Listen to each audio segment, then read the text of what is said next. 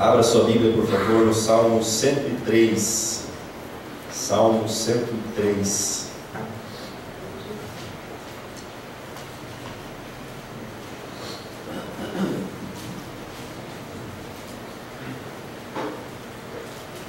Bendizei ao Senhor, esse é o nosso tema de hoje. Salmo 103, a partir do versículo 1, diz assim: Bendize, ó minha alma, ao Senhor, e tudo o que é em mim, bendiga o seu santo nome. Bendize, ó minha alma, ao Senhor, e não te esqueças de nenhum dos seus benefícios. É Ele quem perdoa todas as tuas iniquidades, que sara todas as tuas enfermidades, que redime a tua vida da perdição, que te coroa de benignidade e de misericórdia, que farta a tua boca de bens, de sorte que a tua mocidade se renova como da águia. O Senhor faz justiça e juízo a todos os oprimidos. Fez conhecidos os seus caminhos a Moisés e os seus feitos aos filhos de Israel. Misericordioso e piedoso é o Senhor, longânimo e grande em benignidade. Não reprovará perpetuamente, nem para sempre reterá a sua ira. Não nos tratou segundo os nossos pecados, nem nos recompensou segundo as nossas iniquidades. Pois assim como o céu está elevado acima da terra, assim é grande a sua misericórdia para os que o temem. Assim como está longe o oriente do ocidente, assim afasta de nós as nossas transgressões. Assim como um pai se compadece dos seus filhos, assim o Senhor se compadece daqueles que o temem, pois Ele conhece a nossa estrutura. Lembra-se que somos pó. Quando ao homem os seus dias são como a erva, como a flor do campo, assim floresce. Passando por ela o vento, logo se vai, e o seu lugar não será mais conhecido. Mas a misericórdia do Senhor é de eternidade a eternidade, e sobre aqueles que o temem, e a sua justiça sobre o Filho dos homens, sobre aqueles que guardam a sua aliança, sobre os que se lembram dos seus mandamentos para os cumprir. O Senhor tem estabelecido o seu trono nos céus e o seu reino sobre tudo. Bendizei ao Senhor todos os seus anjos, vós que excedeis em força, que guardais os seus mandamentos, obedecendo a voz da sua palavra. Bendizei ao Senhor todos os seus exércitos, vós, ministros seus, que executais a sua vontade. Bendizei ao Senhor todas as suas obras, em todos os lugares do seu domínio. Bendize, ó minha alma, ao Senhor. Amém. Glória a Deus. Como está a sua alma? Como estão as suas emoções? Como você entrou aqui nessa manhã? Como o seu coração está na presença de Deus?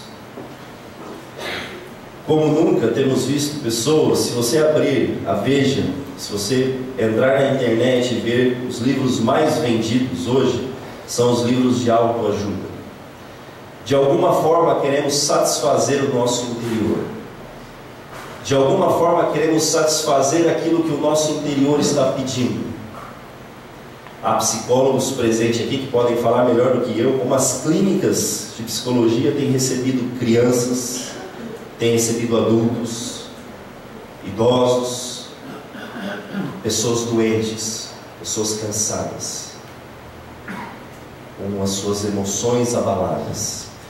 Nós não sabemos ao certo o que o salmista estava passando. Não podemos afirmar, olha, estava passando isso ou aquilo. Mas o que podemos dizer é que o salmista está falando consigo mesmo a respeito dos benefícios que Deus concede à sua alma, a respeito dos benefícios que Deus traz à sua própria vida. Eu creio que os recursos que precisamos para a nossa vida, para as nossas emoções, está em Deus. O salmista diz: ó, bendize, ó minha alma, ao Senhor, e tudo que é em mim, bendiga o seu santo nome. Bendize, ó minha alma, ao Senhor. Ele está falando consigo mesmo. Eu me lembro que o reverendo Messias, Anacleto Rosa, ele sempre dizia assim, todas as noites que ele ia dormir, ele fazia uma leitura de si mesmo, do que tinha se passado no dia, e pedia para que o Espírito Santo sondasse o seu coração, sua alma, para ver quais sentimentos estavam alojados lá dentro. E falava como que se falava consigo mesmo: minha alma, aquiete-se em Deus. Porque às vezes estamos ansiosos, às vezes estamos abatidos, angustiados.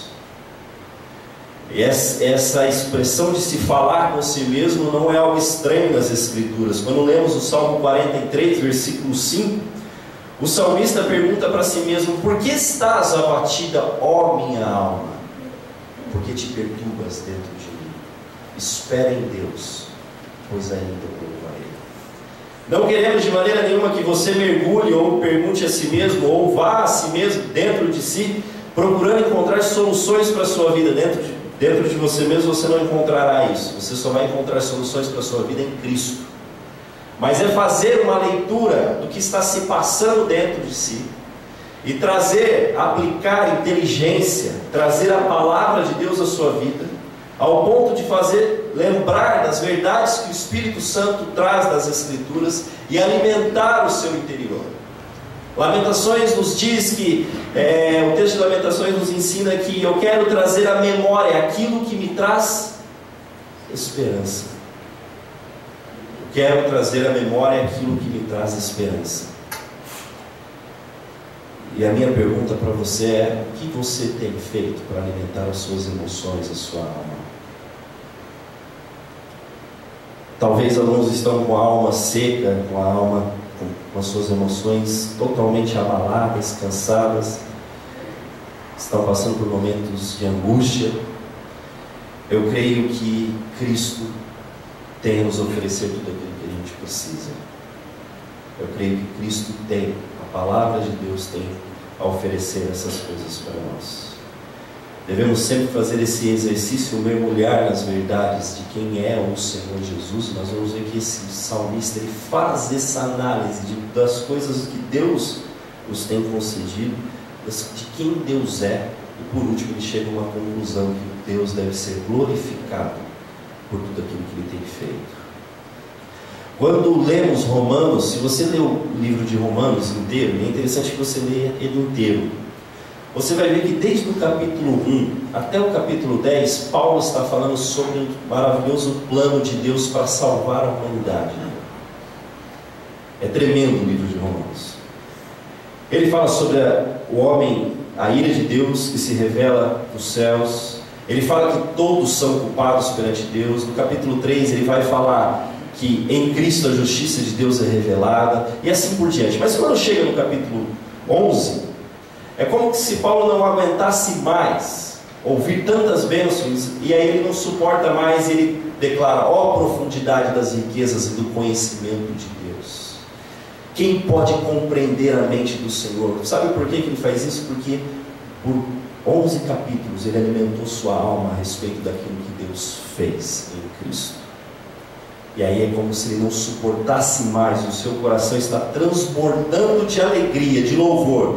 E aí ele rompe, para com o seu pensamento, ele para com toda a sua argumentação a respeito de como somos justificados em Cristo e faz uma declaração de louvor ao Senhor. Vamos abrir lá em Romanos capítulo 11 para a gente entender o louvor que Paulo faz ao Senhor Deus.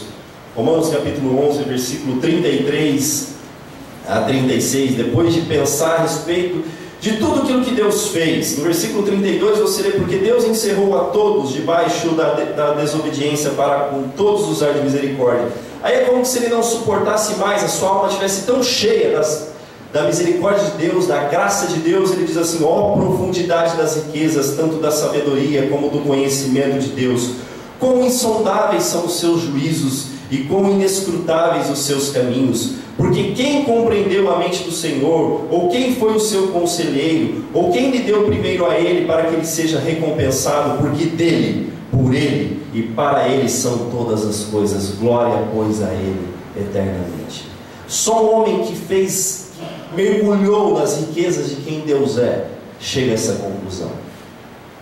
Só um homem que experimentou a graça do Senhor, a misericórdia do Senhor, meditou a respeito das coisas que Deus fez a si mesmo, chega a essa conclusão e não suporta mais, e o seu coração e a sua vida transborda em adoração a esse Deus. Transborda em adoração a esse Deus. Eu me lembro que estudávamos com um adolescente, ele não é dessa igreja, Iríamos o capítulo 1 numa semana, e depois lemos com ele o capítulo 2. E quando lemos o capítulo 3 de Romanos com esse menino, por volta do quando Paulo fala que a justiça de Deus se revela no Evangelho, de fé em fé, e que o Cristo é a justiça de Deus, esse menino encheu o olho de lágrimas e começou a chorar. E ele disse: eu me sinto aliviado, as minhas emoções, olha tudo que Deus fez, olha tudo que Deus fez. É o que o salmista faz, ele olha para si mesmo e diz: minha alma, não se esqueça de todos os benefícios que Deus tem lhe concedido. Não se esqueça de tudo o que Deus fez por você. E a minha pergunta para você é: você tem mergulhado nas riquezas de Cristo? Ontem foi maravilhoso, e o nosso coração se enche de alegria ao ouvir um adolescente estudar um livro e falar sobre as riquezas de Cristo, de quem é o Senhor Jesus. Eu fui tremendamente abençoado por ouvir um menino poder estudar a respeito de Cristo e compreender quem é o Senhor Jesus e como aquilo transborda o nosso coração. Aprender de quem é o Senhor Jesus, isso faz bem demais à nossa vida, isso faz bem demais à nossa alma. Mas vamos ver então o que o salmista diz a respeito para si mesmo. Não te esqueças de nenhum dos seus benefícios. Aí ele começa a listar quais são os benefícios que o Senhor concede às nossas vidas. Versículo 3, ele diz assim: é Ele quem perdoa todas as tuas iniquidades. Só quem sabe o peso da culpa, o sentimento de culpa alojado na alma, sabe como o perdão é precioso, como se sentir perdoado é precioso. Só quem compreende como o pecado ofende o coração de Deus sabe quanto saber a verdade que em Cristo somos perdoados e justificados por Ele, consegue compreender e ser tremendamente enriquecido por essa verdade. Ele olha para si mesmo e diz: é Ele quem perdoa todas as tuas iniquidades. Ele está falando com si mesmo, ele está trazendo essa verdade para o coração. Quantas pessoas entram às vezes nesse lugar com um sentimento de culpa por coisas que fez lá no passado, e às vezes já até pediu perdão para Deus, mas não se perdoa. Ele não confia que em Cristo Deus declarou perdão sobre a vida dele. Nós precisamos compreender que em Cristo somos perdoados, que em Cristo há perdão. No Salmo 32, não dá para a gente ler todo o texto, porque o tempo não nos permite, mas Salmo 32 nós vamos ver a angústia de alguém que experimentou a culpa alojada em sua própria vida, e o alívio que ele sente ao experimentar que Deus perdoa. Deus perdoa. Bem-aventurado, versículo 1, bem-aventurado aquele cuja transgressão é perdoada e cujo pecado é coberto. Bem-aventurado o homem a quem o Senhor não imputa maldade, em cujo espírito não há engano. Agora olha isso aqui: quando eu guardei silêncio, envelheceram os meus ossos pelo meu bramido todo dia. Porque de dia e de noite a tua mão pesava sobre mim. Nós precisamos compreender que há perdão sim em Cristo, à medida que vamos lá perante Ele, confessamos e reconhecemos os nossos pecados. Quando eu alojo o pecado dentro de mim e não confesso, sou orgulhoso e mantenho aquilo dentro de mim, não há perdão, só há perdão em Cristo. E esse em Cristo engloba também arrependimento em relação ao pecado. Porque de dia e de noite a tua mão pesava sobre mim, o meu humor se tornou em sequidão. Será que talvez a alegria, a gente não tenha experimentado alegria por falta de perdão em nossa vida? Por não pedirmos perdão a Deus e por não experimentarmos o perdão de Deus? Às vezes a nossa alma está cansada por coisas que podemos receber de graça, e o alívio podemos receber de graça através de Cristo, E a gente tem buscado ajuda, tem tentado satisfazer a nossa vida em tantas coisas, e tudo que nós precisamos nos é oferecido de graça em Cristo, de graça. Basta nos arrependermos e irmos a este Deus arrependidos. Mas vamos dar continuidade no texto. Tem um outro texto que vocês depois podem ler em casa, que é o Lucas capítulo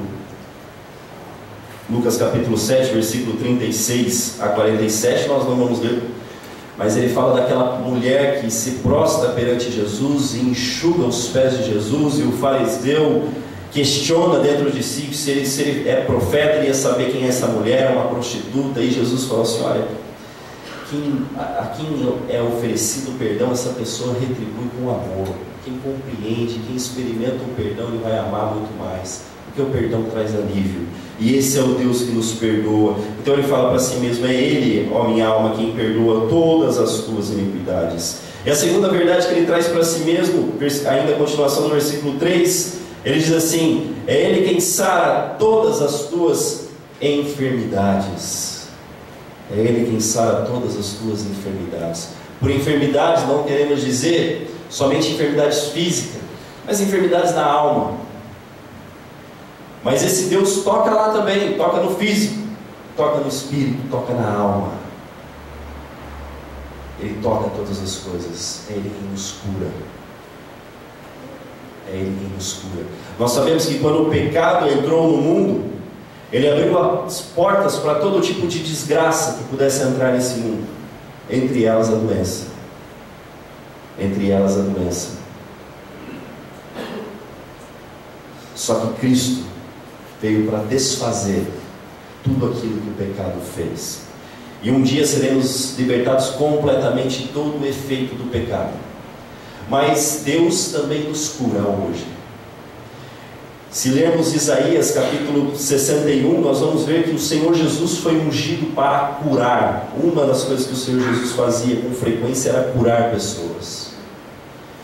E Ele cura hoje. Nós cremos que esse Deus é o mesmo Deus. Ele cura hoje, Ele toca hoje, Ele transforma hoje. Isaías 63, versículo 1 ao 3, ele nos diz que o Espírito do Senhor me ungiu, entre elas para curar os quebrantados de espírito, de coração, e tirar aqueles que estão com o espírito angustiado e trocar por vestes de louvor. Isso quem faz é o nosso Deus. Olha o bem que Deus faz à sua alma. Olha o bem que Deus faz à sua vida. A minha pergunta é: você tem experimentado essas coisas? Você tem experimentado isso que Deus faz? Ou você vive uma vida religiosa? Todos os domingos você cumpre o seu dever, mas você nunca experimenta as bênçãos do Senhor. Você nunca experimenta aquilo que o Senhor concede à sua alma. E ele continua, é ele que, depois no versículo 4, depois de nos dizer que Deus nos perdoa, que Deus cura as nossas enfermidades, no versículo 4 ele diz assim: quem redime a tua vida da perdição, que te coroa de benignidade e de misericórdia, quem redime a tua vida da morte, quem redime a tua vida da morte. Um grande pregador aí, um homem de Deus tremendo, ele costuma dizer que o assunto que ele mais gosta de falar é a respeito da morte e da ressurreição de Cristo. E às vezes as pessoas batem nele, no ombro dele, e falam: mas você fala muito sobre isso. Ele fala assim: eu creio que nem aqui e nem na eternidade vamos compreender o que Cristo fez por nós. Por isso nós temos que estudar. Por isso nós temos que estudar a respeito do que Ele fez. Porque nem toda a eternidade será capaz de compreendermos o sacrifício de Jesus Cristo em nos resgatar, em nos tirar da morte, em nos oferecer graça, em nos oferecer misericórdia. E o texto que amo demais, Efésios capítulo 2, esse eu queria que você abrisse lá. Efésios 2. Esse texto é tremendo, porque Paulo resume em poucos versículos. Nós falamos desse texto em sertanejo, pregamos com base nesse texto no domingo à noite. E aqui nós só vamos ler. Paulo fala algo tremendo a respeito desse Deus que nos tira da morte. Versículo 1 diz assim: e vos vivificou, estando vós mortos em ofensas e pecados. Vos vivificou, estando vós mortos. Ele não fala que estávamos doentes, ele fala que nós estávamos mortos em ofensas e pecado, em quem no outro tempo andaste segundo o curso deste mundo, segundo o príncipe da potestade do ar, do espírito que agora opera nos filhos da desobediência, entre os quais todos nós também andávamos nos desejos da nossa carne, fazendo a vontade da carne e dos pensamentos, e éramos por natureza filhos da ira, como também os demais. Aqui Paulo fala de 3 coisas sobre a condição humana. Primeiro, estávamos mortos. Segundo, éramos escravos do mundo, escravos do diabo, escravos da nossa própria natureza. E por último, Paulo vai dizer que nós éramos todos filhos da condenação de Deus, estávamos destinados ao inferno. Mas no versículo 4 é confortante e terapêutico. Ele diz: mas Deus. Isso temos que aplicar na nossa alma. Mas Deus. Ele interrompe todo o seu argumento em falar sobre a condição humana e traz sobre si: mas Deus, sendo rico em misericórdia, por causa do seu grande amor com que nos amou, estando nós ainda mortos em nossas ofensas, nos vivificou juntamente com Cristo, e nos ressuscitou juntamente com Ele, e nos fez assentar nos lugares celestiais em Cristo Jesus.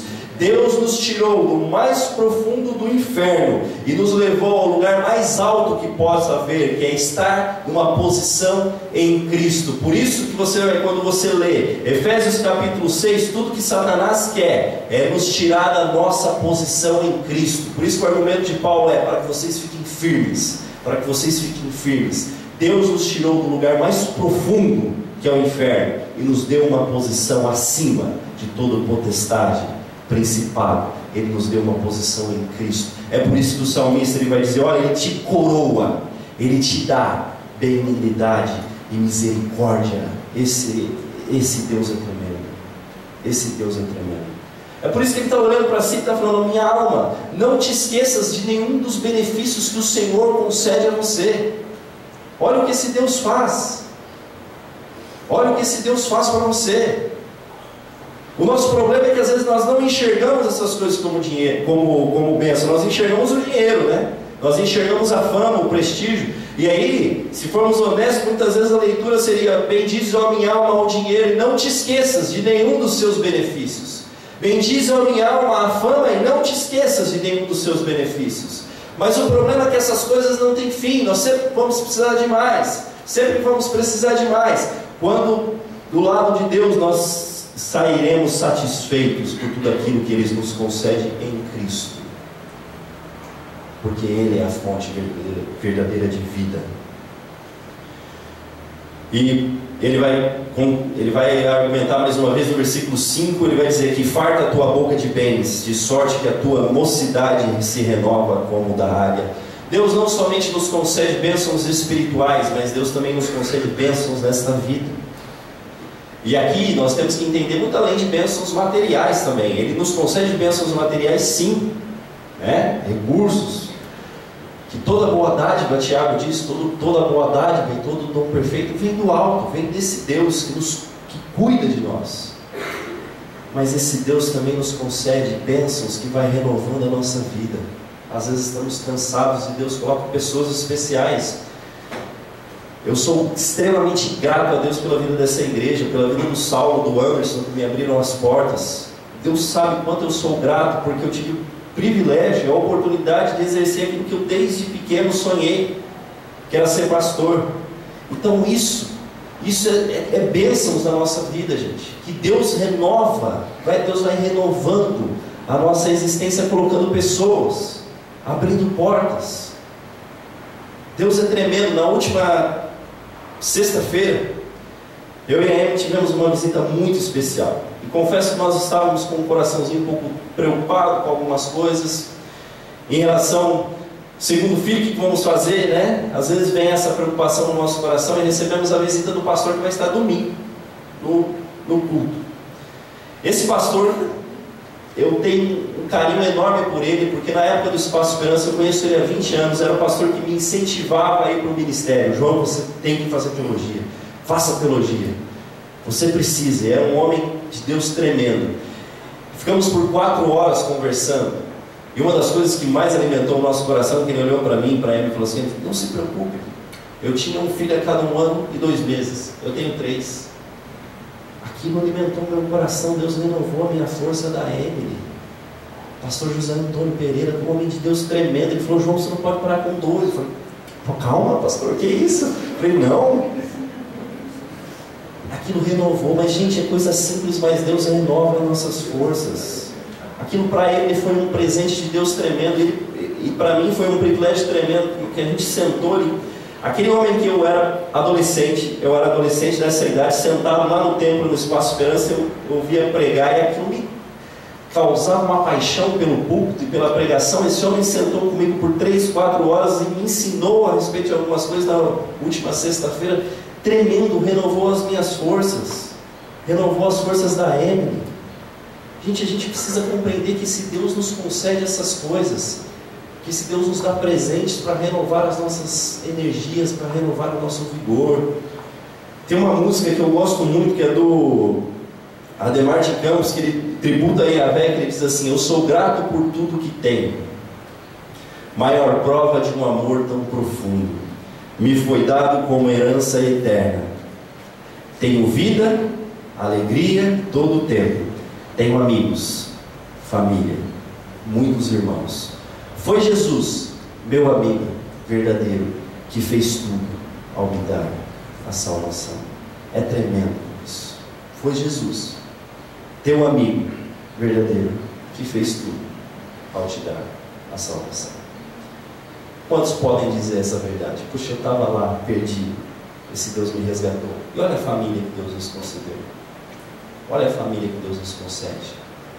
Esse é o Deus que nos faz bem. É um Deus que nos faz bem. Agora nós só vamos ler, não dá para nos aprofundarmos, mas depois de pensar nos benefícios que Deus faz individualmente a si mesmo, agora ele pensa nas coisas que Deus faz de um modo geral ao seu povo. Ele fala assim: olha, o Senhor faz justiça e juízo a todos os oprimidos.